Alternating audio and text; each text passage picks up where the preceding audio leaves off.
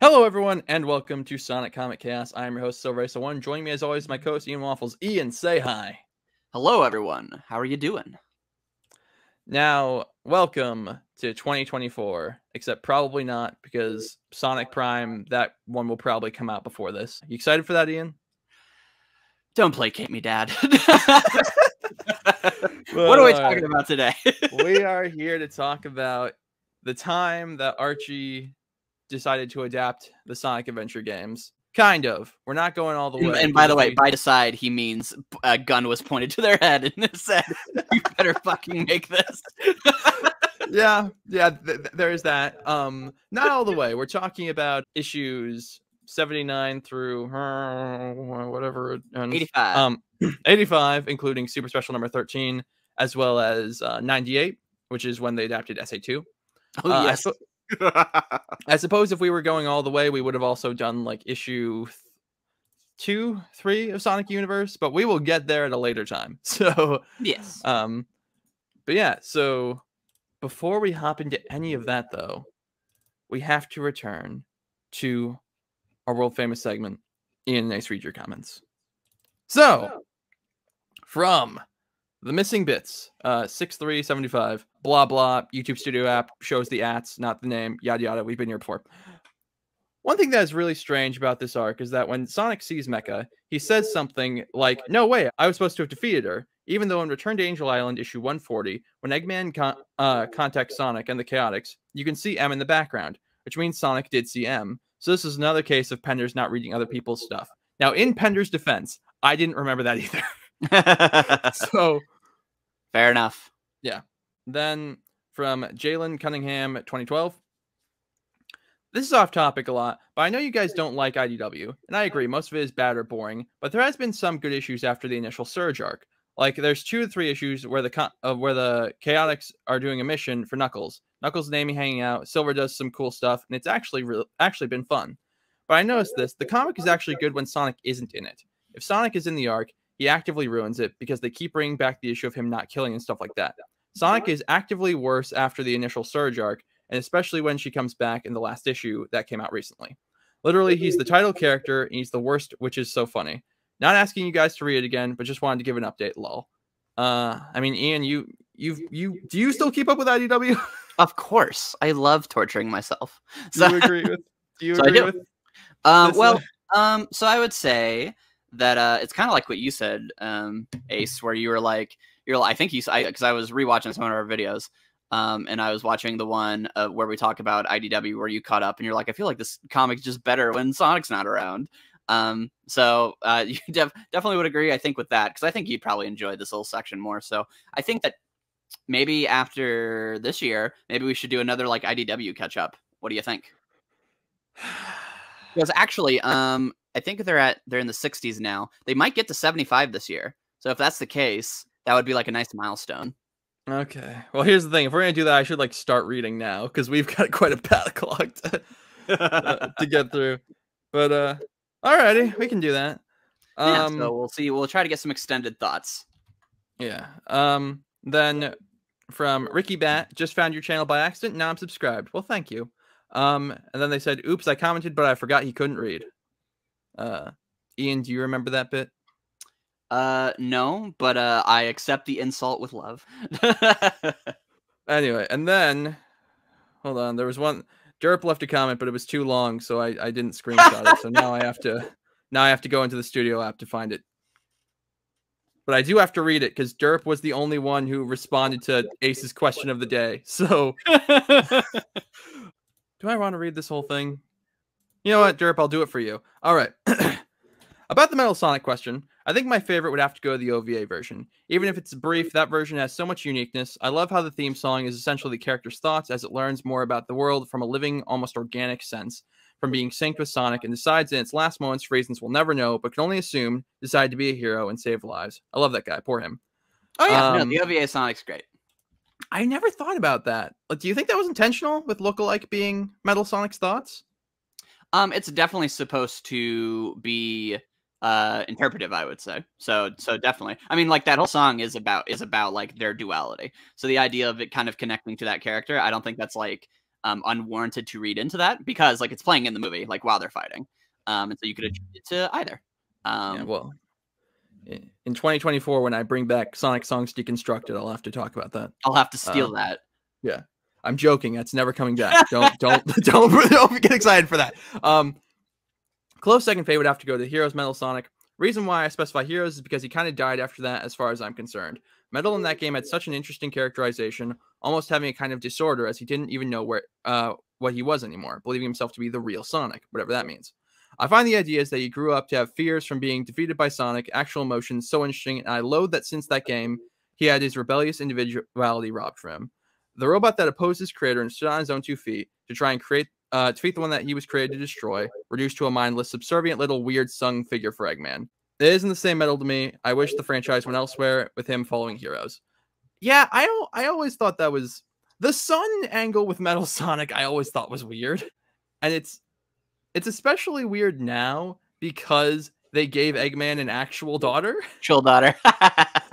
Like, so it's even weirder now that Eggman what is their dynamic even now? I don't know.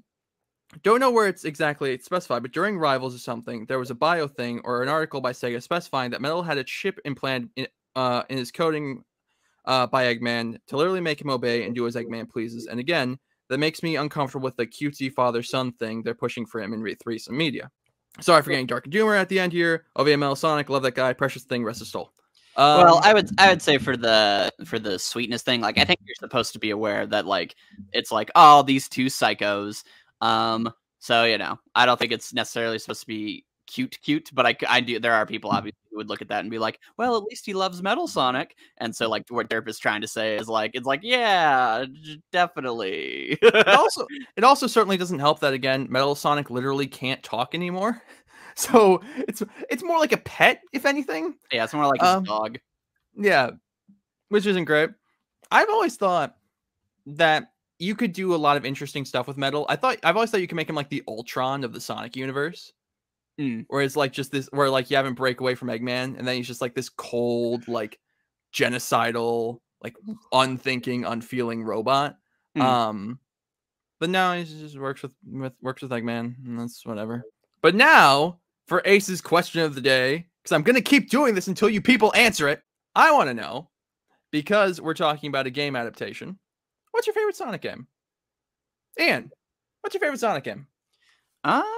Probably I would say probably Mania for the 2D.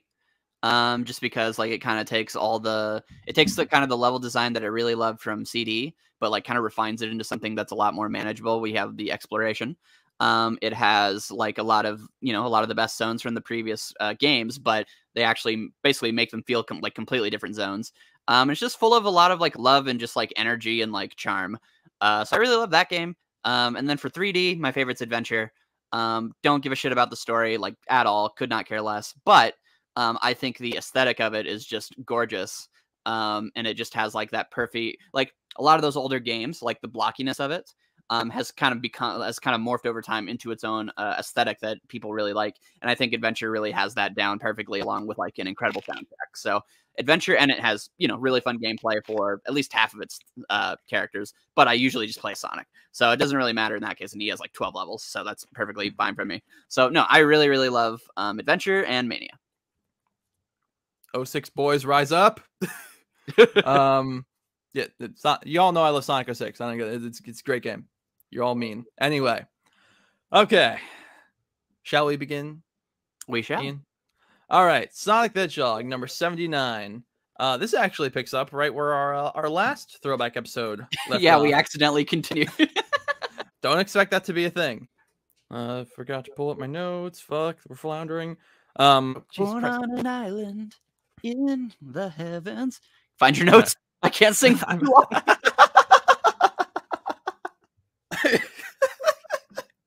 Damn it, Ian. All right. So, number 79, Sonic the Hedgehog, Sonic Adventure tie-in. So, it starts, Sonic's talking to Nate Morgan, and Nate Morgan gets a message from the Hidden City of Ancients. Indeed. Now, you all might be thinking, what is the Hidden City of Ancients? Well, we'll see. We'll see.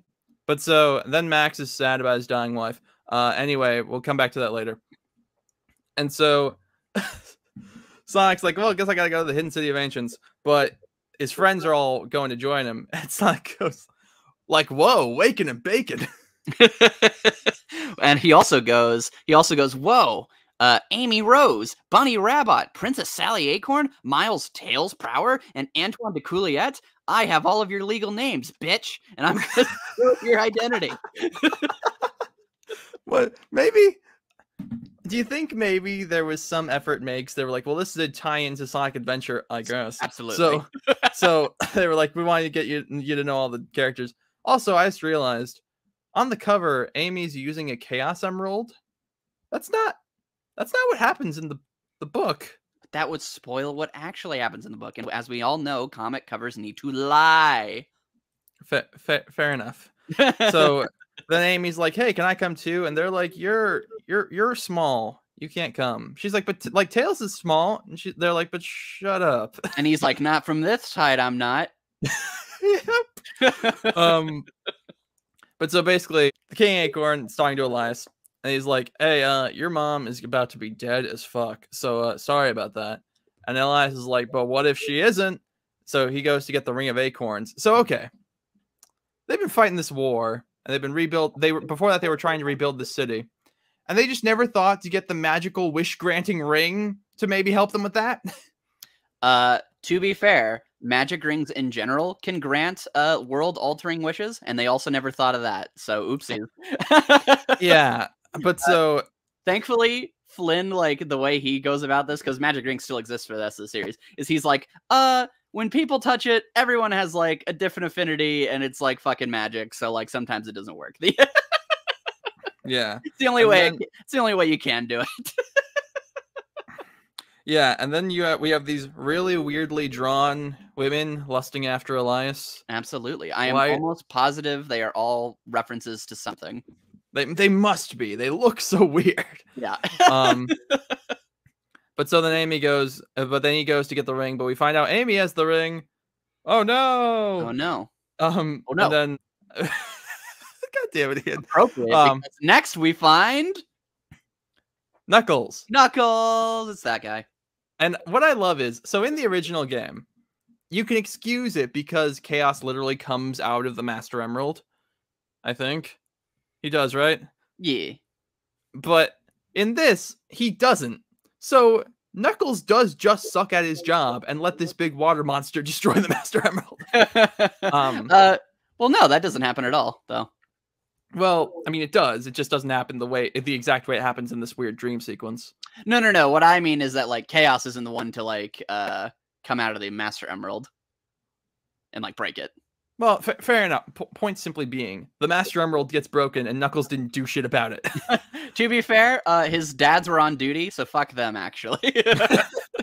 Because as you'll see through these stories, the Brotherhood are doing their thing, which is that they always do, which is that they sit around and watch and don't do shit, and then bad things happen, which is a recurring thing with them if we ever get to the Knuckles comic. Yeah, no, it's I genuinely. So basically, just to explain what happens, Knuckles has a dream that Angel Island's gonna fall. He wakes up. Oh shit! It fell. You know, he's a long sleeper, I guess. Basically, what happened is that Robotnik was just like, all right, well, I need like some emerald stat. What about that Master Emerald thing? And he's just like, boom, found it. Fuck you. And he takes it. Yeah. It's like the funniest thing. Like, I genuinely love that as soon as Robotnik comes back, they're just like, yeah, I'ma just take it. Yeah. And who's gonna stop me? These idiots who are dying? No. Yeah. That's the thing. He just fucking bum rushes them. Yeah. Well, and that's why it's really funny, like that, because that's what he does in Return to Angel Island as well. Yeah. He just shows up and nukes them, which is what he should be doing. So I think it's very, very funny that for this story they just cut the bullshit and it's just like, oh, Eggman can't find Knothole. But here's Angel Island. Where do I find the mysterious magic gem? Sensors locate. It's there. Yeah. But yeah, so like you said, Eggman just goes to Angel Island, bursts in, and then he gets the Master Emerald. But before that, he went to a different place. Yep. Because as we see, like I said, Chaos isn't sealed in the Master Emerald. He's sealed inside of a black Chaos Emerald. Yes. And so Eggman just hits it with a hammer. He just walks over with a hammer and goes donk, and it just pops. It just goes.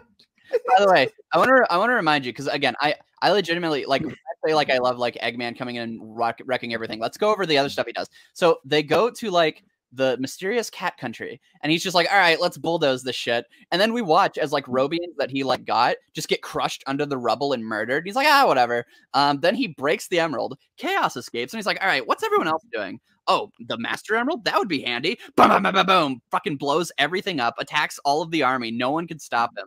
And then it ends with him being like, however, I don't have to take the entire Master Emerald. Blowing it to bits should provide me the pieces I need. And all it cost was the lives of a few nobodies, plus a bit of fancy real estate. And then he just leaves. Yeah. Although, what I don't understand is you just have your robots carry the Master Emerald. Just pick it up. It's right there. It's not that big. Robo Robotnik does not give a shit. It's pretty great. That's what's so interesting is that this is Robo Robotnik, and so it actually makes sense. Yeah, because he's just fucking around. Also, it's great. Okay, are Power Emeralds different from Chaos Emeralds? Do they mention that somewhere? According to my multi-option analyzer, Perfect Chaos requires 7 Power Emeralds to restore it to full functionality. What it is that whoever wrote that is dumb and didn't write it right, because it's supposed to be Chaos Emeralds. So, well, I guess in their defense, you've got like in this story, you've got like Chaos Emeralds, you've got Master Emerald shards, you've got the Black Emerald, like you've got a lot of emeralds flying around. Oh yeah, and they're all like. Oh, by the way, I just want to say that the let's see. So this is a fun thing. So I want to go over the production history of this. Yes, I was about to say. So you might be noticing, audience, this is a lot different than the Sonic Adventure story from the games. Yes, but something you might notice is that at the start of the Knuckles story, he actually has exact quoting from the game, which is, as far as I can remember, I've always lived on this dark island, always guarding the Master Emerald from anything that can't harm it. I don't know why I was given this job, why it is my fate, destined to be here forever. So if you'll notice, and so that's from the game. But fun fact about Sonic Adventure is that when Archie came to, or when Sega came to Archie and said you have to do a Sonic Adventure, they said, yeah, make a Sonic Adventure adaptation. They said, oh, that's great. Sure. What's the game about? And then no one called back. So, so what they did was Patrick Spaziante, the cover guy, he was like, oh, shit, guys, I'll just buy the Japanese game. And so he bought and imported a Japanese copy of Sonic Adventure, played the game, and then wrote down notes and then said, this is what happens in the game. And that's how they made Sonic Adventure Adaptation. Sega literally told them, get it done, and did not help. Yeah. Well, but from what I understand, when they eventually, either the game came out or Sega eventually provided them with something, they just kind of went in and replaced certain lines of dialogue with dialogue from the game. And you can even tell because the lines that are from the games are in Comic Sans, meaning they went in with like a computer, and then it switches over to like someone's handwriting or like a different style. So yeah, it's very funny. It's amazing. What is their dilemma? But so, and by the way, just to be clear, so some people, this has kind of been like a rumor going around in the community for a long time that this was the case. And people will, and Ken Penders has been one who's brought it up a lot of times. And people will, discredit anything he says, right? So to be clear, this isn't from Ken Penders. If you own a physical copy of the comic, which I do, there is a page where they talk about like, hey, Sonic fans, we're making Sonic Adventure. And then the editor for an entire page goes over how it was making this comic, and you can just feel the tears riding down his face as he tries to be like, it was a teensy bit stressful, but we slept through the night, we burned some of the firewood and slept under our desk, but it was a good old time. Oh, please. Oh, so again, this isn't like rumors. This is in the comic. They tell you that they were fucked over. Yeah, that's amazing. Very nicely. Yeah.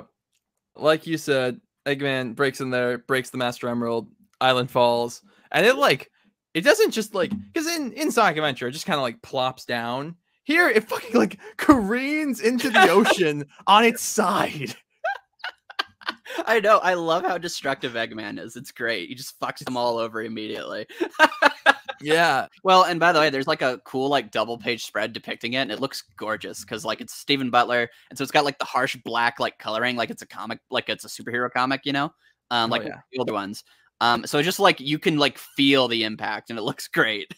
It's awesome, but and you get to see Knuckles' feet. Yeah, I don't like that. Why'd you have to ruin the mood, Ian? But then we see a mysterious green orb fly out from the emerald shards. And he goes for free. And who is this? Is this the boy, the man, the myth, the legend, the mammoth mogul? Oh fuck! I should have. No wait, future me, edit this out. The man myth, the myth. Fuck. Vandal Savage. No. God damn it! I should have quit while I was ahead because I was like, because my thought process was man sounds a lot like mammoth.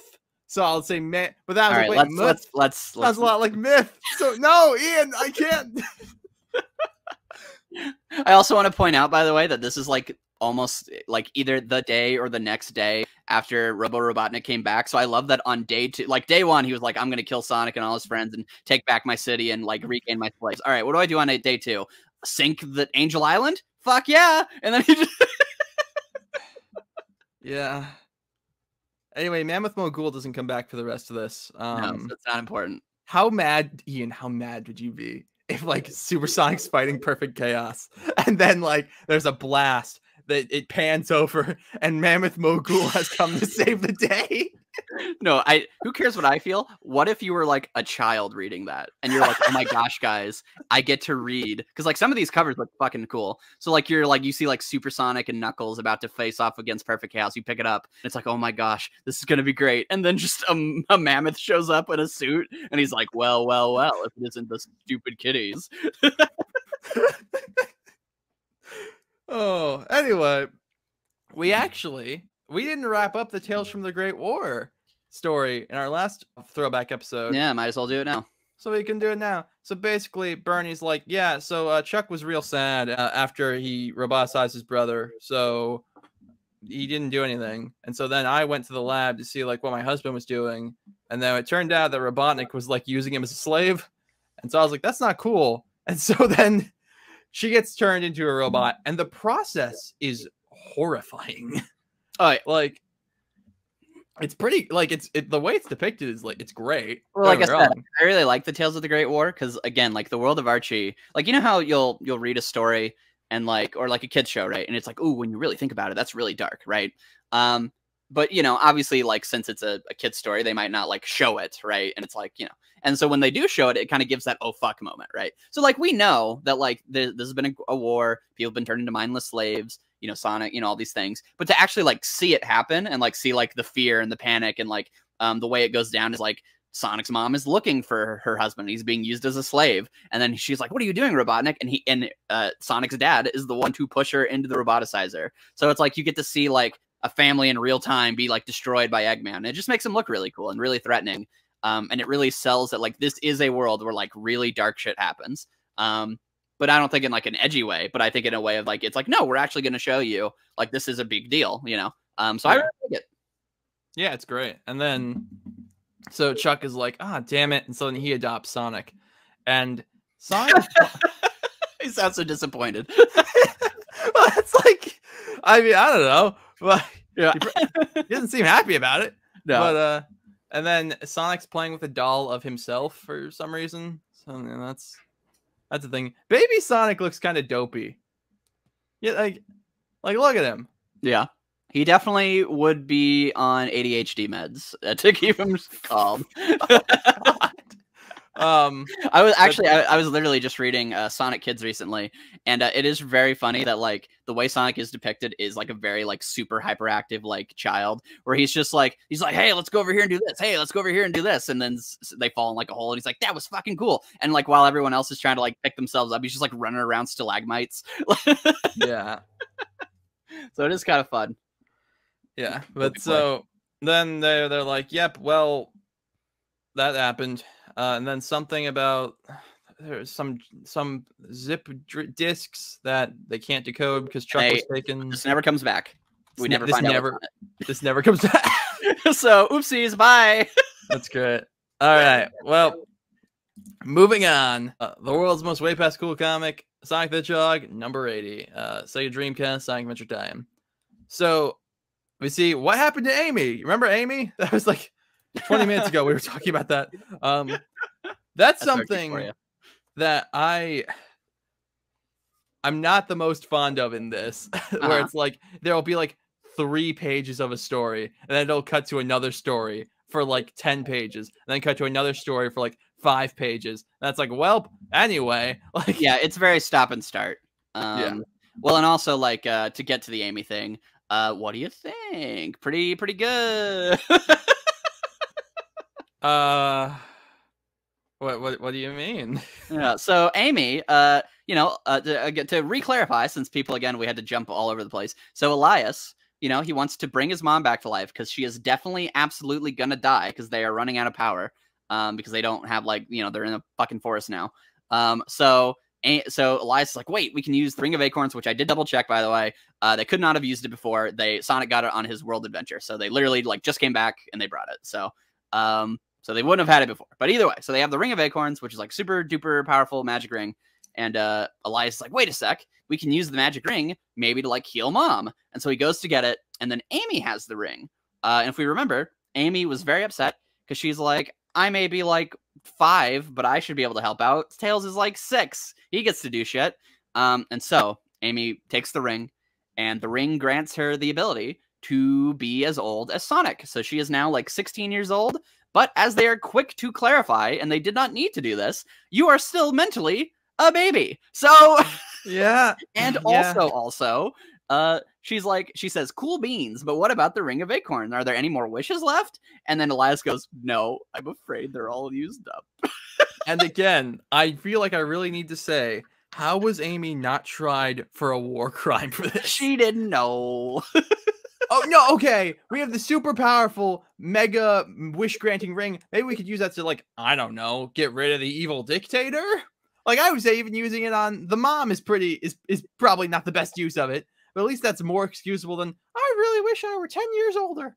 Like, and I was going to ask if Ian Flynn ever, like, made a point to clarify, like, actually her brain does, like, mature past this point. But I imagine he probably just wanted to, like, quickly make sure everyone forgot that this happened. Oh yeah, well, and also I feel like because we did this in the pre-Flynn era, but I do feel like actually one writer did try to do that, which is Romu Chikam, where basically there's the issue where Amy gets inducted into the Freedom Fighters, and they say like, hey, you know, when Amy transformed, they say like, when Amy transformed using her ring, you know, she may have physically grown, but I feel like mentally she was still a child. But over the year that Sonic was away, she really stepped up, and I feel like she's become a mature young lady. So that's kind of like the comics way of saying like, she's more or less her age now.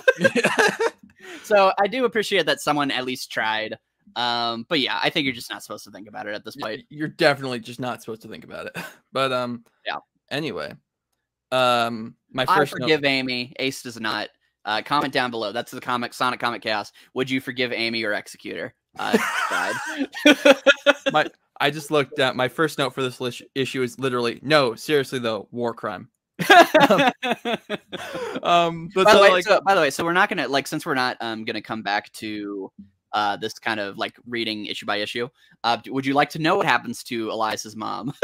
Yeah, I was gonna ask because I want to tell you because it's great. So basically, while everyone was doing Sonic Adventure, so this is awesome. This is why I love Elias. He's like badass. Elias was like, dude, this is fucking bullshit. So what he did was he just went to Robotropolis, snuck in, grabbed whatever shit he could find, and then he found a cure for his mom. And so he sent it off to like someone who came after him. He's like, they're gonna capture me, but I don't care. Go save my mom. And so Elias gets captured. Then Sonic and the King, because they got back from Sonic Adventure, they go and save Elias. They bring him back, and then they go in and they give the mom the magic serum that Eggman, I guess, had or whatever. Who fucking cares? And they give it to her. And while Max is also injured because he was getting injured saving his son, they're laying next to each other in the hospital.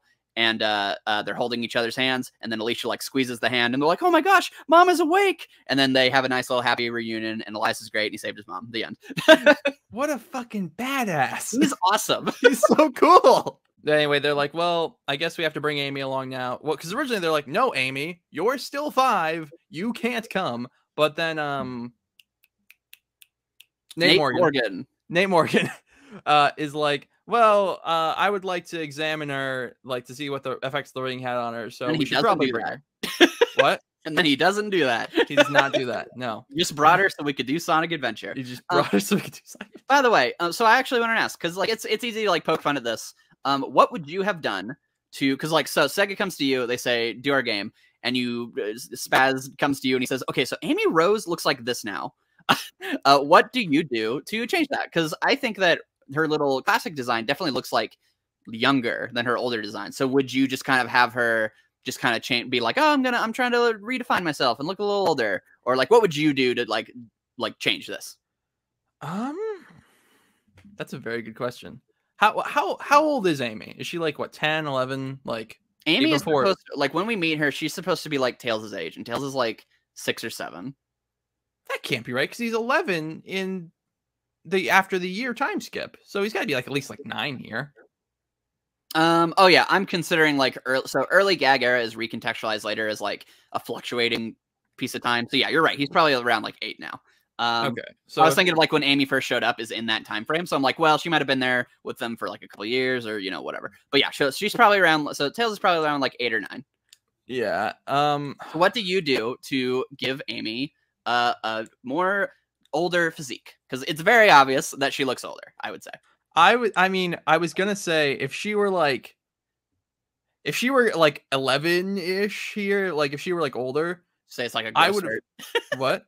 Say it's like a growth spurt. Well, that was the thing, right? I was thinking like if we push it off, which obviously we can't do because we're doing Sonic Adventure now. But humor me for a second. What they could have done is if they were willing to push it off for literal years, is have it happen during the year time skip. Yeah, but obviously we can't do that. Obviously we can't do that. So honestly,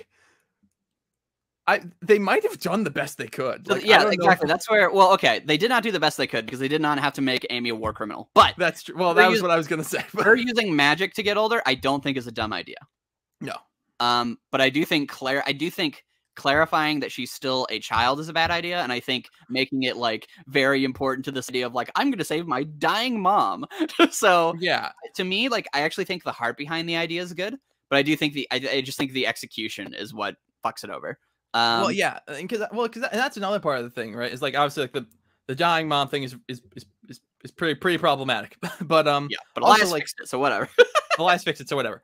But like they very clearly aged up. Like Amy is never really considered to be like a serious romantic interest in this comic, at least from what I've read. Like the closest they ever get is that like towards the end of Preboot, they like before they go on a date, and then the next chapter it's never brought up again because it wasn't that serious. they go on a date, but like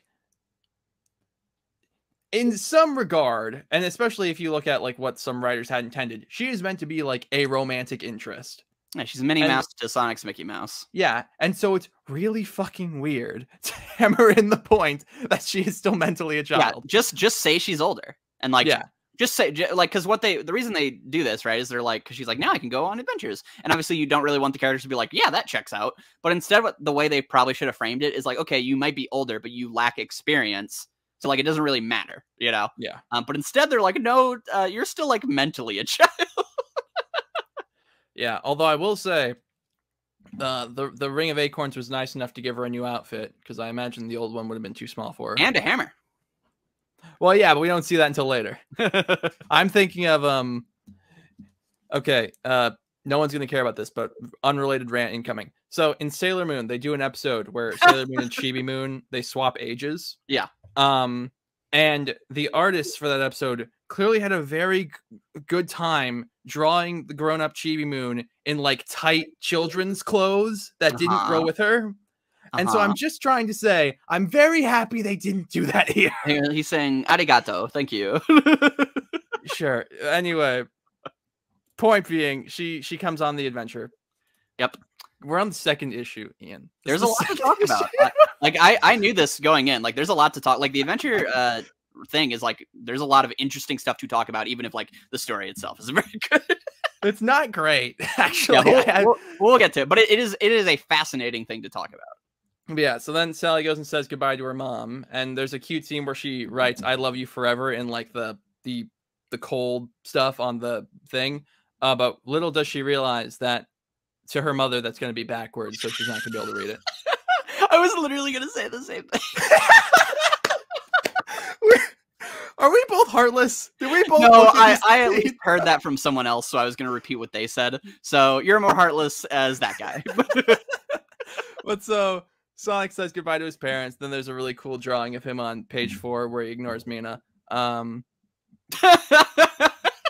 It's a cool drawing, right? No, I just love the way you said it. It's like, it's really cool. He like ignores the girl. Anyway. Well, and again, I like Sonic and I like Sonic's parents. They're great. They're great. Anytime, because I think you said this. Anytime like we get to see Sonic actually be like a kid, I really appreciate. It's pretty fun. He's got sad, droopy eyes here. But he says goodbye to his parents. Then they all depart for the City of Ancients. Which a couple fun details. First of all, to replicate the emerald being in the plane, they use one of Nate Morgan's super emeralds. Yeah, like the one he used in that one thing. Yeah. So they jammed out in front of the plane. Correct me if I'm wrong. Do we see a single like Chaos Emerald in this? Yes, there's some in Station Square, right? That like power some of their stuff. Those are super emeralds. Are they also called super emeralds? I think so. They're called that in the archives, at least. Unless that's some weird editorial stuff they did. Those are super emeralds. There you go. And so no, there's no actual Chaos Emeralds. That makes me laugh very heartily. It's really I mean, I guess that's again something we'll get into is that like that they did, I think, probably the best they could working the Sonic Adventure stuff into Archie's world. Oh yeah, because now we're going to talk about a cool thing. Yeah, go ahead. Yes. So they arrive at the Hidden City of Ancients, which is under a mountain, which looks with a hyper realistic human plane, by the way. Yes. And am I crazy, or is this just the island from the OVA, or like very similar to it? That probably wasn't the intention, but yes, it looks very similar. Yeah. So apparently there were enough passengers in this plane to repopulate like a large world government within this mountain. Well, that's not entirely what's to imply, but a normal human plane is here. So what's that about? Well, no, then they say like they crashed into here before the Days of Fury. Then they like filed into this cave so that they didn't get hit by the gene bomb. And so then they built like this little city on here, right? Isn't that what happened? Oh yeah. Well, I think later they like clarify like there was more people working on that. But yeah, that's a good point. So yeah. But yeah, they well, it's been like 1,000 years. Yeah, it takes a little bit to repopulate. Well, and also I'd imagine that like at the time they were thinking like this is one city. And then later on when like Sonic Adventure 2 came out and they had to like work in like the United Federation stuff. Wasn't that when they were like other overlander cities hidden? Yeah, which is a cool idea. I like that. But yeah, so here we go. So the Hidden City of the Ancients is the modern day cool futuristic look, or not futuristic, but like deco aesthetic Station Square from Sonic Adventure. That is really cool. It's really cool. Like I really genuinely think that is like an inspired idea because like you think like City of the Ancients, right? And then it's like, oh, it's like our modern day society. Yeah. No, and it's really cool, and it's like hidden underground. So I've always said this, like even though like the ways they go about this sometimes can be iffy, like when Sonic got his green eyes and buckles on his shoes, like that one sucks. But like this is actually like cool. Like I genuinely like this. Yeah, like I said, like it was a tall order for them to work the adventure stuff in here, like given how different this world was. And actually, at the beginning of one of the Sonic Archives volumes for this, Ian Flynn has like a foreword where he goes like, yeah, the last game that came out before this was Sonic 3 and Knuckles. So they had just been doing their own shit for 5 years. And now all of a sudden they had this dropped on them. So like, yeah, he's fucking grateful. Like, he didn't say it exactly like that, but the energy was that would be amazing. That would be amazing if in the official thing he said, be grateful. like he thinks it's shit, but he's like... But so then fun little detail is that when they're going there, they get in a minecart like in Sonic Adventure. Yeah, so then they see the city. Like, wow. And then, okay, Ian, can I be honest with you? Would you like me to explain what all this shit is? Please, because I'm going to be 110% frank. Pretty much everything to do with Knuckles and everything to do with the Chaotix in this was a fucking chore to get through. Yes, so let me explain what all this is about. And if you would like, we can just talk about all this now, like the Speed story. I mean, isn't it happening concurrently with the... I mean, you have to explain it to me. So you do you. If you want to explain it all right now, explain it all right now. All right, so Knuckles goes over to Haven, and if you don't know anything about this world, I don't. So basically, Knuckles is a part of a long line of guardians called the Brotherhood, who are all of his like granddads who live for like hundreds of years. And what they do is they sit around in like an invisible base on Angel Island, and they do fucking nothing. And this is not like even like me like criticizing the story in terms of like they do nothing in a bad way in the story, but also like in universe. Their whole thing is that they're like, we're an isolationist society. We just fucking hang out and, maybe we'll do shit sometimes. And so in a previous story, Sally came to them and was like, hey, Robo-Robotnik's a thing. Can you please help us? And they were like, well, are you willing to use like nukes? And she's like, why does it have to be like nukes? And they're like, well, we can't help you at all. Fuck you. So, and so in this scene, Knuckles comes in. And he's like, hey, idiots, if you had just like fucking listened to Sally, maybe this wouldn't have happened. And they're like, well, Knuckles, we did what we thought was best. Okay, don't talk to your father like that. And he's like, fuck you, bye. So basically what happened is while there was some Knuckles stuff going on, their systems were hacked, which I at least appreciate that they do give an explanation for how he was so easily able to like destroy them, which is that all their shit was kind of taken down very recently. They had a really hard time getting it back up. So that's cool. But either way, Knuckles is like, yeah, you fucking idiots. Of course, Eggman came and destroyed everything. It's Eggman. You don't do anything. So, by the way, to give you context, so you know how like you read like Endgame and like all those stories. So reminder, while all of that was happening, while like Robotnik was like destroying the planet, these like super advanced like technological echidna guys were just sitting in their base being like, Knuckles sure is watching the Master Emerald pretty well. Should we help everyone else? No. No. As another thing they did, while literally the Mobians were at war, Elias, he ended up landing on Angel Island when they were in an escape ship or whatever, and they found Elias, and they were like, "Oh, this is a kid. We don't want to kill that. We don't want to let the humans kill the kid, the Overlanders kill the kid." So they hide him, and they say like, "Hey, Overlanders, the ship landed. Everyone died. Leave us out of it." Because they don't want to get involved in this war, because they don't want to help anyone, because they fucking suck. And then they were like, so we have this kid. Should we, A, give him back to his parents? Or B, keep him here forever and just don't worry about it? And they chose B. So Elias has lived his entire life on Angel Island just fucking around, because they were like, if we gave him back to his parents, like, the Overlanders somehow might find out, I guess, and they'll get real mad. Now, by the way, King Max has visited the islands multiple times, and also the Overlanders have stopped fighting, and we've defeated Robotnik, and they still didn't send him back. They just decided, fuck it, we'll just keep him here. So, just to clarify, this is what Knuckles' dad and his grandparents were like. So, yeah. And so, to condense all of the Knuckles story, basically the Chaotix are hanging out in that cat country where Eggman found that Black Chaos Emerald. They get captured by cat people who allegedly eat their own children because Native American stereotypes. And then... Is that what that is? Huh? Is that what that is? The idea is that they're supposed to be like these ancient tribes. And so it's like, what are ancient tribes like? I don't know. They're like fucking primitive idiots and they eat their children. Wow. Okay. And people are mad at Penders for that, for many things he does. So, yeah. So then what we find out is, although he does try to give them nuance, which I appreciate. So what happens then is that they get captured. Locke, who is Knuckles' dad, shows up and he goes, give my son's friends back. And then he comes in and he fights one of their warrior guys and he talks to them. And then we come to find out that why Knuckles is named Knuckles. And the reason is that long ago, the Sonic Adventure, so this is where it ties back to Sonic Adventure, the clan that like fights chaos in Sonic Adventure were called the Knuckles Clan, and they were colonizers who tried to kill all the cat people, and which is technically true in Sonic Adventure 2, but it was for the Chow. So they were colonizers, and they were called the Knuckles Clan, and they were a piece of shit, and the comic does make this very clear. So like Ken Penders is not saying that colonizing is good, and then he's humanizing these people. So then he goes, hey, they suck, they got all wiped out. And they like erected statues of literally stepping on cat people because they're fucking monsters. So, Knuckles, I named you after that horrible colonizing clan because you're a good boy and you're going to reclaim the name. And then Knuckles goes, wow, that's crazy. And then Locke says, and I quote, at least we didn't pick your name out of a hat. The end. Yeah, I will say, if nothing else, it is kind of neat that, like, because in Sonic Adventure, the Knuckles clan are fighting someone. Yeah, and so they actually gave her a thing. Yeah, so that's cool. But it's just very funny that like while Sonic Adventure is like being relatively normal, you have the usual Knuckles bull happening in the B story.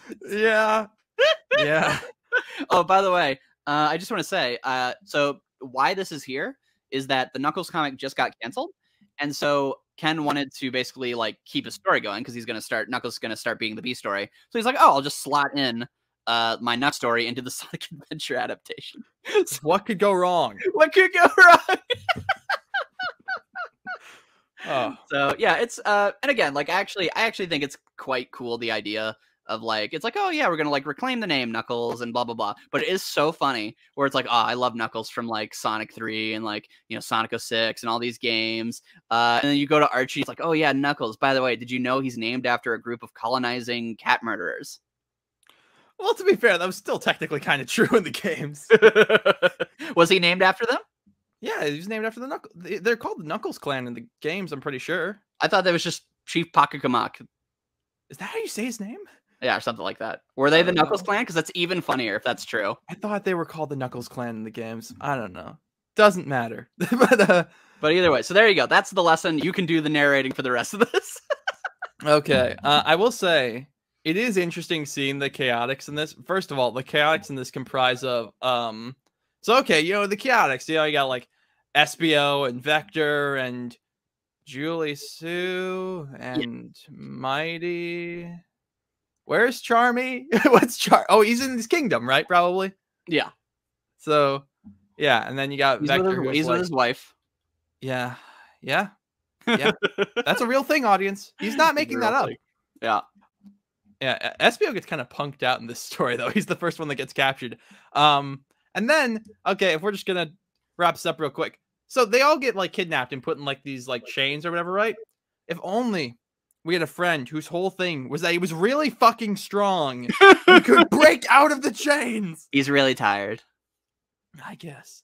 Oh yeah, they all called the Knuckles Clan. That's awesome. So wait. So do you think? So this makes it even funnier, actually. Do you think that Ken Penders was told they are the Knuckles Clan, or do you think he separately came up with that idea? Because of course he didn't play the game. And coin flip, honestly. That makes it even better. I love that. That's hilarious. That's pretty great. But then we get Big the Cat in Swallowing Trouble. And I have one note for this, and that is, of course, Ken Penders would give fucking Froggy a monologue. Because that is exactly what he does. And then Big the Cat becomes the Terminator, and he's like, I'm gonna fucking kill everyone. Big the Cat is a lot more violent in this than you would normally think. No one takes my buddy if they know what's good for them. Since that bucket of bolts probably doesn't know any better, walks into sunset, I guess I'll have to go show him what's what. Yeah. It's like, holy shit. Basically, Froggy laps up a bit of chaos, and so because of that, he grows a tail. It's the game. It's more or less the game, yeah, it's right? the game. Just with Big being a murderer. Big being a fucking bloodthirsty. But so, yeah, Gamma shows up. Should I talk about... I'll talk about Gamma a bit later. Because I have a theory about Gamma that I'm never going to get the chance to talk about ever again, so I need to talk about it at some point during this episode. But we'll talk about that a bit later. Yeah. So then we get to Sonic the Hedgehog, number 81. So Amy gives us a bit of a recap. Her face looks kind of weird. And then we see the Sonic, the Freedom Fighters are in the city. We get some fun cameos. We get, I know Jughead. I assume a couple of these other characters that we can actually see are references. This might be for Veronica. Veronica's the blonde, right? I don't know. I don't read Archie. I don't either. But later there are very anatomically correct women in bathing suits hanging around Sonic. Yeah, that is a thing later. But so basically the cops show up and they're like, what the fuck is going on? There's women hanging around the child Sonic, and then the cops show up. No. The cops show up because they're like, there's some fucking like weird furries here. And thankfully Nate Morgan just happens to know the chief of police. So they're like, I guess go to the hotel because that was a thing in the game. Yeah. And then the mayor shows up, and the mayor he's very confused. Ian? What's the mayor's name? I don't. Oh, a Bear Bulliani? Huh? Giuliani. Bulliani? Okay. Do you know what this is a reference to? No. Do you? Mayor Giuliani, Oh. aka Rudy Giuliani, former New York mayor and current attorney, or maybe not current, but former attorney of President Donald Trump. And they were so proud of this joke that they will, at pretty much every chance, have the character referred to him by his Thank you, full name. Bulliani. Yeah. What kid, or apparently what adult, is going to get this reference? That's amazing. That's so You know this reference. I got it. Like, that's because I hate myself and involve myself in politics. But anyway. That's amazing, though. That's great. But so, anyway, he's like, yeah, get on the train. It's real cool. And then Amy's like, I'm a girl, so I like shopping. Indeed. But she doesn't have United Federation money, so I don't know what she's. It doesn't matter. It doesn't matter. It doesn't matter. It doesn't matter. Now what happened? I do like this little section where, because like again, this is where like they're doing something with like the premise where it's like, okay, so like these animal people show up. Obviously, like these humans don't know what they are, so they actually like they instead of being like, oh, hey, like they're just used to it now. Whatever. Now we can Sonic Adventure. I like that they have like 2 pages where it's just Sonic and Tails and Amy just like flying around and having fun, and the humans are like, whoa, there's like a fox guy flying around, and whoa, there's Sonic. He's like playing his guitar. And the girls love him. So yeah, we got like the furries and the furries in this. It's great. The furries and the furries? You know, we have the animal people and the people who want to, do stuff with the animals. Yeah, okay, I got it. I got it. I got it. Okay. Yeah, Tails makes a pretzel in the air. Yeah, it looks cool. At some point, Sonic says "word up." I don't know when he says that, but on this wall it says "Spaz is God," and I love that. I mean, they're not wrong. But so Eggman he needs the Master Emerald shards, and he's like, go get the Master Emerald shards. And then Amy meets the bird, and she at this point it's just Sonic Adventure. At this point it's just, well, yes and no, because like this is the first time she uses her hammer. It just kind of poofs into her hand, so that's neat. And then she gets kidnapped. Actually, one thing that's interesting, I don't know if they mentioned it here, but they mentioned it at some point, that the reason they're capturing Amy here is because they want the ring energy in her. Yeah, which is interesting. Yeah, I don't know. Actually, does the bird have any real relevance? Because in the game, obviously, the bird has a Chaos Emerald somehow. But in this, I don't believe that's a factor. I think the bird, I mean, I assume the bird is still related to the Gamma Bird, and so that's why it's around. Yeah. Well, and they probably like saw it in the game hanging out with Amy. Yeah, they were like, I don't know. They also colored it wrong. Oh, yeah. They sure did. By the way, I love that it says, why is Amy being kidnapped? Is her goose cooked? I mean, maybe. But, yeah, so then that's the whole thing. So anyway, 82. This first part, at least, is really fucking cool. Really cool. Basically what it is it's just the first scene of Sonic Adventure with a few like Archie original dialogue. So it's like Sonic fighting the original Chaos Zero, but drawn beautifully by Stephen Butler. Yeah, that one. They have like they do the cover of Dark Knight Returns, but with Sonic, which is fucking awesome. Yeah, and it's just, this is great. And looks awesome. In my notes I wrote, this is the first time this has actually felt like an adaptation of Sonic Adventure. Yeah. Maybe because they did some of it out of order. Like obviously, like we said, the Amy bit was pretty close to Sonic Adventure. I don't know. But that was my sentiment reading this. By the way, I really like this one page. I think it's like page 4, where they have this panel of it's when Chaos is dropping down, and the panel itself is like a waterfall frame of like the water like oozing out, and then whenever the cops shoot it, they are literally shooting glass like out of the panel. It's just awesome. Oh, that is really cool, actually. I love that. Anyway, then Knuckles meets Tikal. That's Anyway, real quick, my favorite meme about this is wait, by the way, so in you have the archives, right? I do, but that's not what I'm looking at right now. Okay, so you're looking at the one where she looks nothing like Tikal, right? Oh my god, I didn't even notice that. Holy shit. So my favorite meme to come out of this is like every time I think it was like Thanks Ken Penders, which is like a blog, they were reading through this, and it's this page of her, and it says I'm Tikal, and then the comment is you're not Tikal. Wait, so did they fix it? Does she look like this for the entire thing? That's what in the original, yes, she's like red and she just looks like Knuckles' mom. Wait, but hold on. No, I think in the last one they fix her. I think in like the final fight they like fix her or whatever. In some of the flashbacks, she looks like normal Tikal though. Why does she look like this? She looks in some of the flashbacks. She's I mean, not exactly, but like she doesn't have like the hair tuft. She she has like and that's literally like the same thing.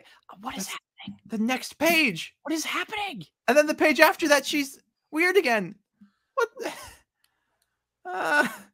Anyway. Oh, by the way, they say right here that Eggman wants Amy because she has the bird. How did the bird get here? The bird flew off. What?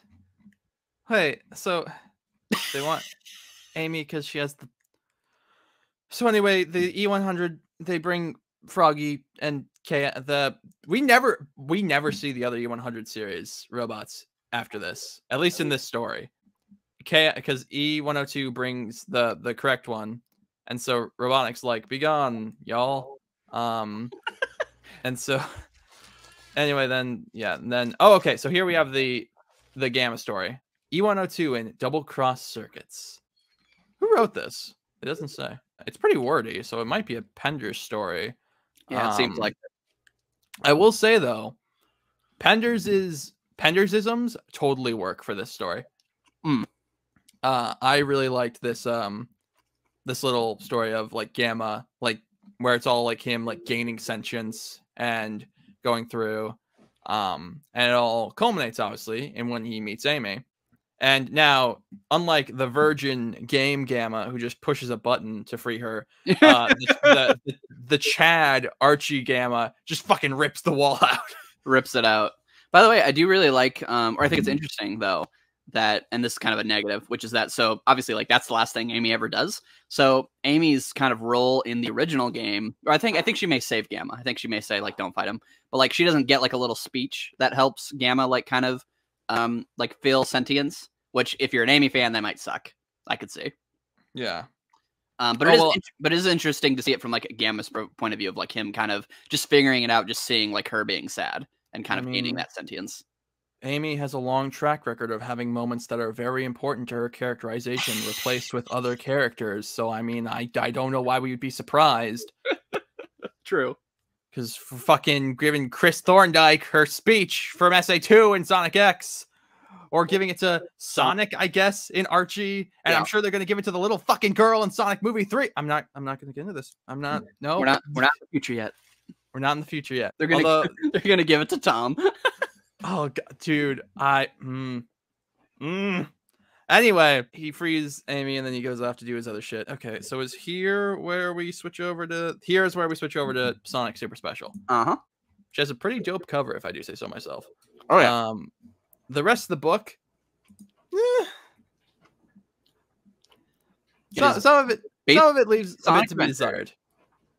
Am I crazy? Some of the art leaves a bit to be desired. If you ask me. Yeah. Well, and also, like I said, it just is Sonic Adventure now. Oh yeah. Well, kind of. Yeah, I mean, there's a few changes, but like most of those are like pretty minor. Like it's just like, oh, like they see like Chaos Emeralds are kind of like powering the city. You have there's a cool little difference in the fight where we actually get like an original design for like a version of Chaos that's not in the game, which is pretty neat. Yes. They do so in the game, like you fight Chaos with each of the individual characters, but since it's a comic, they all fight at once, and they do this really cool thing where they create like Knuckles like shoots sand at it. Sonic spins around it really fast with like Tails, and Tails like pushes it or whatever, and then they turn it into like glass, and it's really cool. Yeah. Oh well, and when Chaos is stuck in the glass, he looks so derpy. Like he's a goldfish. Yeah, look at him. He's so cute. Like, my first note for this is I'm not reading this fucking recap page. Like, yeah, there's a lot. It's so much. Well, because I assume their thought process was I mean, this thing has Sonic Adventure written in big text, so kids most likely are going to pick this up if they're looking for the Sonic Adventure thing. And we're in the middle of Sonic Adventure, so we got to get them caught up. Yeah. But yeah, like you said, there are some differences. Like, obviously, Knuckles doesn't fight Sonic in this because they have no reason to. I mean, Knuckles hasn't even talked to Robotnik in this, let alone like worked with him. In the flashback, actually, we get a cool bit of chaos where he looks like kind of like a dragon. Do you know the image I'm talking about? Mm-hmm. Yeah, and then I don't know. I'm trying to. I don't just want to recap Sonic Adventure, so I'm trying to look for all the differences. Yeah, you got this. So one of the things that's kind of fun is like it seems like now they realize like, oh wait, like the Chaos Emeralds are supposed to be a different color. So only for like this story, they are actually like the multicolored like they're supposed to be. Yeah, even though they're still Master Emerald shards. Yeah, and then they just change back. Yeah, actually, wait, hold on. Yeah. Oh well, they. Oh God, that's weird. Because in some pages they're different colors, and in some pages they're all green. Ugh, it's a mess.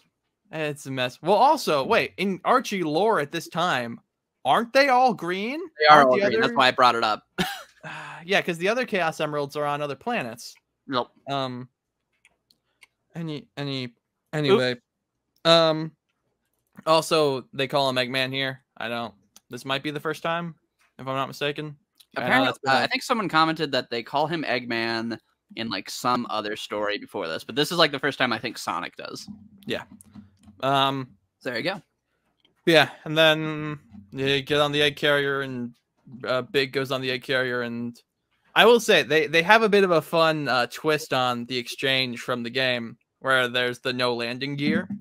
Whereas in the game, Tails goes like, "There's no landing gear," and Sonic's like, "What?" And this, he goes, "First things first, we got to land on the egg carrier. Uh-oh, I forgot something. Let me guess. There's no landing gear in this mode. Yep. Why do I have to be right?" Which is fun. I don't know why that would be your first guess, though. Also, by the way, this is the last time we see Gamma. Yes. So I'll talk. Okay, so I'll talk about my theory now, right? Okay. Yeah. So in the game, Gamma is explicitly stated. Eggman goes, "You are less powerful than who is it? Beta? Who's the one right before him?" Yeah, Beta. Now, as you can imagine, that doesn't make any sense because you built him after Beta. Why would you intentionally build him worse? But then you have to realize that in Sonic Adventure 2, we see that Gamma was clearly used as like the model for mass-produced E100 series, right?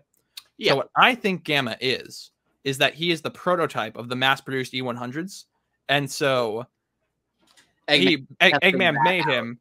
Yeah, Eggman made him to be like disposable, but as Eggman does, he like went overboard, and so he's still like he basically like accidentally still made him on par with the other E100s. Yeah. And so that's why I think, because it has always baffled me, where it's like he always goes like, "Well, I don't think you'd be as good as Beta." It's like, well, you built him after. Why would you make him worse? But I think that's no, I think that's a cool theory though. I like that as an idea. Yeah, that's what. Comment down below, audience. Anyway, and then Sonic fights Gamma, and then they fight. Yeah, Gamma fucks off. He doesn't die though in this version. I guess they were like they just couldn't be bothered. Like they were on a tight enough deadline as it is. It's like no one cares. Like Beta's not even a factor in this story. Like you know what they do with him later, right? Yes, I do, and it's really they cool. do some really cool stuff. So I'm glad they didn't kill him. I am very glad too. But so then they fight. Sonic and Knuckles fight Chaos 6, and yeah. So then this basically is like I guess you could argue this is basically like the end of the individual stories in Sonic Adventure, or I guess Sonic's at least, where it's like Eggman's beaten and it's all cool and Chaos is seemingly defeated, but is he? Because there's some goo on Eggman's ship. What could that be? Sonic the Hedgehog, number 83. Almost there. My first note is, oh god, this is still going. It's very wordy. And that really makes it like drag a lot. That's the thing. Talking about it is fun. Reading it was not. Like no, it's not. It's cool to look at. It's got some pretty pictures. This issue, well, and it's like really interesting to think about. But like reading it, no. Yeah, these next two issues though have really nice art. I like this page of Sonic and Tails running. Looks cool. And they go, and Tails is like, "Fuck, is Knuckles dead?" Which, why is that your first assumption? Like, it's a bad day, you know. He's worried for him. Yeah, I guess. But so By the basically, way, did we get to the scene where Knuckles contemplates murdering Eggman where he sleeps? that's the first page. So yes, I love that. I missed it. Or he's like, "Do I finish the job and rid the planet of the greatest evil it's ever faced?" And I go, "Yes, you do, you dummy." And then parentheses, not that it matters, because obviously this is Robotnik. So Robotnik literally will be dead by the end of this, and it will not matter because he's a robot. Yeah. Which is fun. But yeah. So then they're like, the way chaos works in this is confusing. So basically, he goes and he gets the Super Emerald from Tails' plane, and that is enough to combine with what he's got is enough to make him into perfect chaos. And then, oh no wait, he goes and he gets the 6 Super Emeralds from the ship, or not the ship, the power plant. Actually, wait, let's look real quick, because I like I said, I'm curious if that Super Emerald thing in the archives was a reprint thing. Antoine, 6 Super Emeralds. Yep, no, they're called Super Emeralds in the original too. So Chaos absorbs those, and then we just get a few pages that basically recreate the opening of Sonic Adventure, the CG cutscene where, and it looks really cool. Yeah, and so then we just get a fun bit of the Freedom Fighters, and Nate Morgan, fucking war hero, like goes in and saves some kids. Yeah, him and the so here's like a thing again that I really like, because there's like little moments that I think are cool, which is like, again, they could have just like cut the Freedom Fighters entirely, but I do appreciate that they have them like saving kids and saving people, and like I don't know, it's just cool that like they're like doing what they're supposed to be doing. And it's kind of just nice, like that they actually get something in the finale, because like obviously in the original game, nobody does anything but Sonic after they give them all the emeralds. So it's just kind of cool that like while all this is going on, everyone is still trying to help. Yeah. And so then, of course, the Sonic heroes, as we all know and love them, show up. Sonic, Tails, Knuckles, and yeah, and they're like, and I love that they're in like a cool silhouette shot, like a time, boys and girls. Why is he there? He's here to help. Yeah. But so then Robotnik shows up, and he's like, "Hey!" He bursts through the sky of the dome sky that they've created for Station Square. And I guess he thinks that Chaos will just listen to him. I don't know what his plan is here, but much like in the games, it's dumb, and it doesn't matter because he gets blown out of the sky. But unlike the games, again, his body is destroyed here. And then Tikal shows up. She's drawn normally. Yeah, basically, she tells the story. She gives Sonic a quick recap of what she told Knuckles. Like, yeah, Chaos, it's bad. The echidnas made him angry. Also, am I crazy? Or does Chaos's, like, little water puddle, like, is there a face here? There's a face here, right? Dude, it literally looks like Wade from the new Pixar movie. Yeah? But, so then Tikal with a C shows up, and... I'm not joking. It's spelled with a C. It's weird. But, Ian, react to the interesting thing I just said. Oh, sorry. I was looking at the pretty art. Yeah, they spelled Tikal's name wrong. They spell it with a C. Oh, there you go. Oopsies. You fucking... Anyway, so Tikal is like, we gotta seal him in the Master Emerald. And they're like, but if we seal him in the Master Emerald, he'll just be trapped. It's bad. And they're like, we got the English copy of the script. Yeah. Well, finally. So then Tikal, unlike in the games where Chaos just kind of spits him out, in this Tikal does some weird Doctor Strange magic to pull them out of him. And then someone says the lines from the game where it's like, our hearts together form an awesome power. We can make them work with our positive feelings. It doesn't say who. It's just narration boxes, but whatever. It's fine. And then he transforms into Supersonic, and it looks fucking awesome. It does look very, very cool. I love. Yeah. I mean, yeah, all the art for like this and like especially like the next issue. There's like a double page spread that looks really awesome. Like 2 double page spreads that looks like really cool. It's just great. Yeah, like the art, like I think like if I could say anything about this like this adventure adaptation, it would have been cool as a kid to just like skim through, you know, and just like see all of the stuff in the games look like really cool like this. Yeah, like because pretty much every panel of Supersonic, like even the one where he's getting knocked on his ass, looks pretty fucking dope. Yeah. Like I love the way they draw, like when he's flying up, he looks really cool. I like this effect they add to his speech bubbles where it's like sparkly. Yeah. Yeah, no, that's really cool too. And then this final page of him like flying off against Chaos. This might be the thumbnail image because it looks really fucking cool. And yeah. And then not last actually. That was a lie. I just lied to you, listener. But another issue. I also love how at the beginning of this, for like the credits page, they didn't put it in the archives, but in this they just recolor the Sonic Adventure image, like cover image, yellow for Super Sonic. Yeah, I guess that too. That's funny. But so Knuckles' dad fights cat people. Yeah, we were talking about this. Whatever. By the way, okay, I want to again imagine this as a kid. So you pick up this picture of Knuckles, oh my gosh, and Super Sonic fighting Perfect Chaos, and you're like, what is this? And the first page is like Knuckles with a beard fighting a lynx, and you're like, what is happening? Yeah. Yep. But so then we get back to Super Sonic fighting Perfect Chaos, and it's pretty fucking dope. Like, just looks awesome. Yeah, my first note for this issue is I don't care about these fucking cats. But so Knuckles shows up, and he basically, the cover is a bit deceptive, but while Super Sonic is fighting Perfect Chaos, Knuckles goes to the power plant, and oh god, Super Sonic looks so fucking cool. I can't get over it. But anyway, Knuckles goes and he does a Spider-Man reference to you know what when he lifts the heavy thing in the water. Yeah. Remember when Spider-Man lifted the heavy thing in the water? Yes. Although I do like it here, even in this context, just because I just think it's really cool that Knuckles is like, I got to do something to help, you know? And yeah. I like that they actually give him like a thing that would like, because, you know, like he is underwater and he's like scared to do it. He doesn't want to go under. And then, yeah, he like taps to his chaos powers and he like pushes it up or whatever. So it's just really cool. Like, it's just a really cool moment. And I just like the idea of like both Sonic and Knuckles get to take down like Perfect Chaos. Yeah. Well, and you'd think, because again, this is a lot more personal for Knuckles because it's sort of like something his people caused, as opposed to Sonic, who's like, I guess I'll fight the water monster. Yeah, so it's just really cool.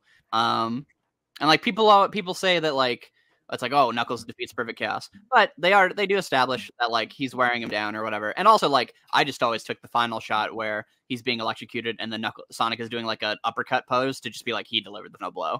So who knows? Yeah. I think they both put in like the equal amount of work, which I think is really cool. Like I don't know, really cool. I really appreciate that. Like no matter like pretty much for most of the comic, they always just treat Sonic and Knuckles as kind of like their own separate universes, and when they come together, they both get like equal attention, which I just think is cool. It is pretty neat.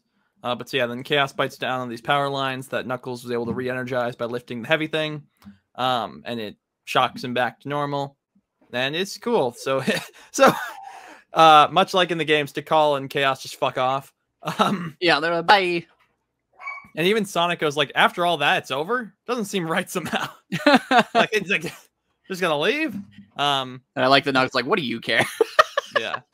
But so... Then... I also like because to clarify, Knuckles and Sonic haven't seen each other since like right after Endgame. So I do like that the first time they see each other is them helping each other out.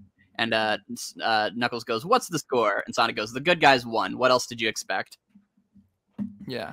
But so then they part ways. Knuckles goes back to his island, puts it back together. And then we see the statue mentioned of the Echidna tribe chief, whose name I can't pronounce. Like literally on a cat. Stepping on a cat. Yeah. So I guess that's the funny part is like, so like in the games, it's like, yeah, he's named after the Knuckles Clan, which are like, clearly like these bad people who are like trying to take over these Chao and they're at war. But I just love that in the comic they make it explicit, like they are colonizers who murdered an indigenous cat people. It's like, what the?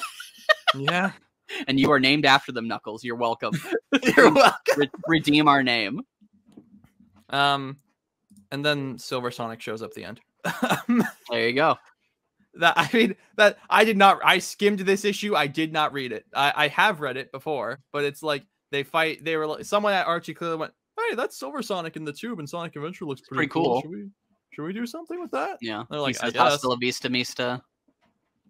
Yeah. So then they reprogram him to be a good guy.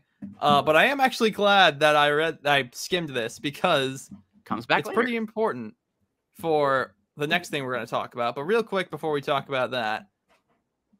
It's not very good, is it? No, its length really hurts it. Yeah. Like I think it's at its best from a just like an interesting perspective of just looking at it and being like, oh, this is fascinating, you know? Because there is a lot of fascinating things to it, and there's a lot of fun ways to look at like the ways they have to work around, you know, the restraints of the original game. But as like a read, it's like really like not fun. It's not. I mean, no. Yeah, you hit the nail on that. It's just it's a slog and a half, let me tell you. Yeah.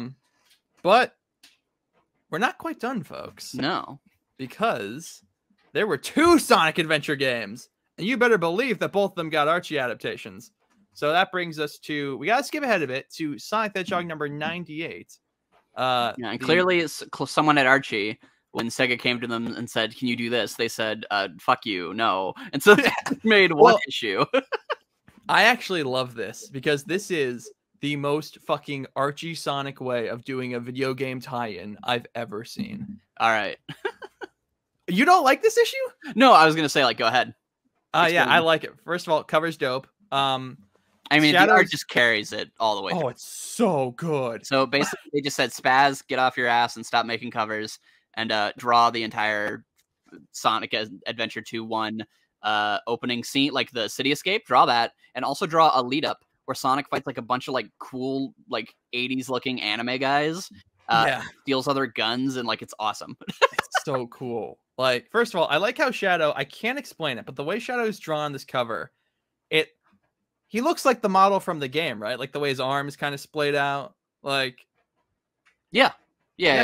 I like it. Well, because again, like, and what's interesting about this is like, that's all they had at the time. They had whatever 2D art they made, like trailers, and then they had like the game model, and so that's what they used to draw Shadow.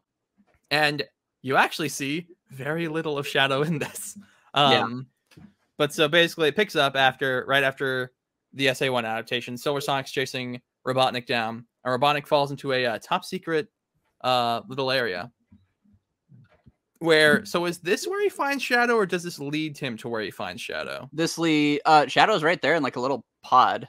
Yes. So I actually really like this because it has always confused the fuck out of me how in the games they're like, Robotnik broke into our base and broke out Project Shadow, who we have extensive notes and research from and know was a black hedgehog who we captured and had locked up right here. But hey, there's a hedgehog going around doing shit. I think that's Sonic.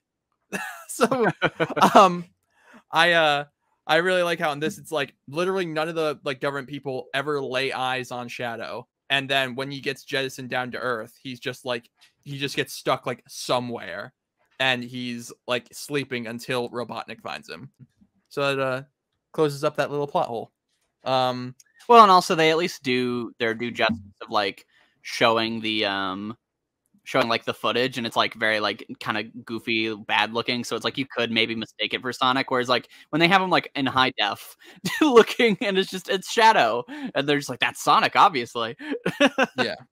So yeah. And then they just do City Escape, and it's just literally like page after page of just gorgeous art. Yeah. So then we get to Shadow. He's stealing the Chaos Emerald, and we get one page of him fighting Mecha Sonic. It's a pretty fucking dope looking page though. Yeah, well, it's just he one-shotted him, which is cool. Yeah, that's the thing, right? It's meant to be like, dude, this guy's so badass. Like, yeah, was nothing to him. Yeah, and again, it's cool that they could have, since it seems like they didn't really want to, make a big deal out of this. So like these military guys stick around in the comic, like they come back, and so like they are characters in the Archie comics, and then also the fact that that he's fighting that Silver Sonic. It's like, yeah, no, this is all happening in the same Archie universe. It's not just like some random side thing, Yeah. And there's a one detail later that they do that's really interesting, but we'll get to it. Yeah, and then we have this like fucking anime ass detective. Who awesome. Yeah, he looks awesome, and he's in like one page. Yeah, he's so distinct looking. But so basically, I think he's like one of the soldiers. Yeah. But so the president is like, fuck, I guess go get Sonic, because and so that's like, again, this is why I'm saying like it's the most Archie Sonic way of adapting Sonic Adventure 2, because they're like, hey, You know, did you ever wonder about those guys on the team that captured Sonic? Yeah, so they're characters now. Yeah, they're characters now, and they're awesome. Yeah, they look really cool. Yeah, and so they, you know, there's a great sequence of them chasing Sonic down to somewhere. Where is Sonic even that they would? It doesn't matter. It looks cool. So actually we actually see when this happens, which is it's a knot hole, like right outside knot hole. Because in the issue right before this, Sonic is like coming home from Robotropolis, and then like it ends with them being like freeze. So yeah, so this goes right into it basically. That's really cool. Yeah. But so then we get a cool bit where he like takes all their guns, and like, piles them all on each other. Yeah, but then they shoot him with a net and he goes down.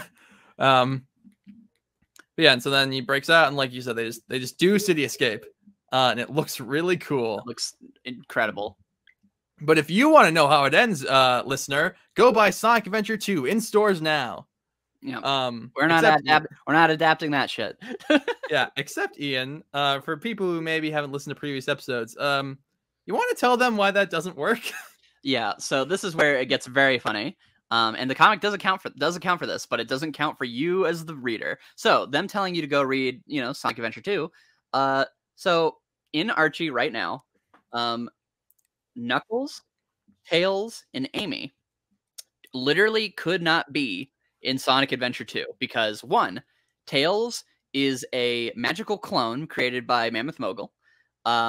Knuckles is green and doing echidna stuff. And I think also, and then Amy is like not like her Sonic Adventure 2 counterpart. So what happened is that they're like, go play Sonic Adventure 2. And then when we come back later, when Shadow returns and he gives a little recap, he obviously has to account for the fact that none of those characters were there. So instead of Amy giving a speech to Sonic, it's just that Sonic, or giving a speech to Shadow, it's just that Sonic showed him the light. And so, yeah. So they tell you to play Sonic Adventure 2. They do such a good job at like tying everything together, but obviously they can't really account for all of that. So because they, you know, they're writing their own stories. So yeah, in this universe, Sonic Adventure 2 happens, but it's like Sonic Adventure 2 with only Amy, Rouge, Shadow, and Eggman. Yeah, well, and that's the thing is that later on we see more or less what happens. We don't see everything, but in the Shadow Saga, yeah, Flynn actually adapts that. Yeah, and they're just like, yeah, Sonic teamed up with Rouge. Yeah, which is really cool that he took that into account. Also, he takes into account whenever they use the Chaos Emeralds at the end, they make sure they're all green because at the time they still wouldn't have been like the multiple emeralds. So that, you know, when we get to that story eventually, that's just like a really cool issue. Yeah, but we're not quite done, listeners, because Penders had Dependers. So we get a B story of Gerald. In we make Shadow, and then what's actually really interesting about this, and I feel like I almost wonder if this would have worked better if you never saw Shadow in this issue, because as cool as that part of him fighting Silver Sonic is, like, because you never see him in this B story, and like that's clearly an intentional decision. You see his foot at one point, and you see his eyes watching Maria die. Yeah, which is cool. But other than that, you don't see him. But yeah, no. So it's just Gerald makes Shadow, and then immediately the government shows up, and they're like, "We need to get Shadow, and we need to kill everyone." Or no, I don't. They're not even like, "We need to kill everyone." Also, it very much seems like it's just these two here, which I know that can't be true. But the way it's portrayed, it very much seems like it's just Gerald and Maria. Also, Maria's a brunette here, which is interesting. Just fun detail that I'd point out. But basically, yeah, Gerald's like, shit, take Shadow and go to the escape pod. So literally, we've said this in previous episodes. Shadow woke up. Maria was like, hey, let's go, and then she died. Yeah, so, and then she's like, go on ahead. I'll see, make sure everything's safe, and then she gets murdered. Yeah, so. And we actually see her get shot too, and she's on the ground, and like steam is coming from her back. Yeah, it's woof. Hey, woof. But yeah, so then Shadow gets jettisoned to Mobius, and they're like, and what's interesting is that they go like, just fine, if we can't have that Shadow, you'll make us another Shadow. And so they take Gerald, and Gerald's like doing some funky stuff to like the Ark and to it's interesting. So I always assumed, and now granted, this obviously wasn't the intention in SA2, but I always assumed the retcon was that the Eclipse cannon was made to be a weapon against the Black Arms, because why else would it be there? Yeah. But in here, they specifically say that he somehow just like crossed a couple wires and was somehow able to make it so the Space Colony Arc could shoot a big laser. Yeah. And so, and then they're like, hey, we don't like what you're doing, so we're going to execute you. And so he's like, well, it doesn't matter because Shadow's going to destroy the world for me. So, yeah. And basically he doesn't alter Shadow's memories, but he like his biomatter downloaded into him will make it happen. So he like kind of altered him. I don't know. So whatever. Yeah, whatever my biomatter downloaded into him will ensure he becomes my agent of revenge means. It's nonsense. So thankfully it can mean whatever they need it to mean. Yeah, which basically means that like Shadow's not culpable. It's not like him who wants this or whatever. It's just like how he's like programmed to be. So there you go. It's bullshit. It's bullshit. It's stupid. It's better if he actually has like a real motivation. Well, it works in this because we skipped the game where that would have been a thing. I know, but like, and yeah, that's it for Sonic Adventure and Sonic Adventure 2. And yeah, Ian, what did you think of this? I actually really liked this issue. I thought it was really fun. Yeah, no, I think it's cool. I really like just the art, especially. I like that they actually considered the fact of like, okay, if Gerald was like 50 years ago, is he like a human? Is he an overlander? Because Robotnik's an overlander, and so he does say like, yeah, he was like an overlander living in like a human city, basically, and that's why he's working with like Station Square, which is cool. So it's just cool that they like kept that in mind. I actually forget because I know they're at different. I know that at one point he is called Gerald Kintobor, and then later on they just change it so he's Gerald Robotnik. I think at least, right? Well, he's always called Gerald Robotnik. It's that Robotnik was originally called Kintobor because they just wanted to do the backwards thing. So the way it works in like the family tree is just that he like took on his grandfather's name. So interesting. I could have swore there was at least one point where they called him Gerald Kintobor, and it was like, never mind. Actually, nope. And then I think they've later on justified it by saying like, well, he calls himself Robotnik because his grandpa's last name is Robotnik. I don't know. Doesn't matter. Yeah, it's something like that. Point is, it's a fun issue, and that's it. I'm gonna be frank. When we were at like issue 3 and we were 45 minutes in, I was really worried this was gonna be like a 3-hour episode. We got through it. We got through. Once we got to the actual game stuff, it suddenly went a lot quicker. Yeah. But so that's it. Audience, come back next time where we will have a very special episode for you. It'll be probably a bit of a shorter one where we will talk about the lost Archie Sonic story. So come back for that in 2 weeks' time, hopefully. But until then, thank you all for listening. I'm not forgetting anything, right? I feel like I'm forgetting something. Ian, plug your shit. Okay. I was gonna say that, but that's the last thing. So I want to make sure there wasn't a thing before that. I mean, we're gonna be going to the Flynn era. Oh yeah, duh. Well, after next episode, that's the next episode ending thing. Anyway, yeah, Ian, plug your shit. Me and Waffles. You can find me at Ian Waffles on my Twitter and YouTube channel. Thanks for having me as usual. Yep, and thank you all for listening, and thank you, Ian, for being here. And yeah, bye. Bye.